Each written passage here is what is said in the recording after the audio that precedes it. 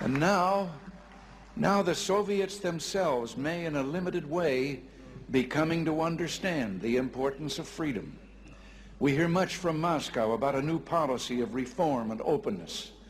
Some political prisoners have been released. Certain foreign news broadcasts are no longer being jammed. Some economic enterprises have been permitted to operate with greater freedom from state control. Are these the beginnings of profound changes in the Soviet state, or are they token gestures intended to raise false hopes in the West or to strengthen the Soviet system without changing it?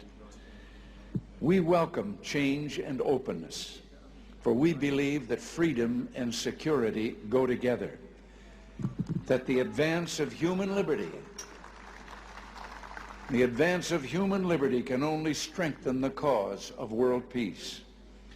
There is one sign the Soviets can make that would be unmistakable, that would advance dramatically the cause of freedom and peace.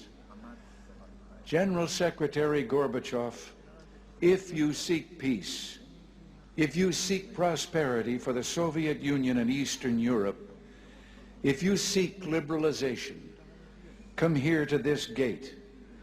Mr. Gorbachev, open this gate.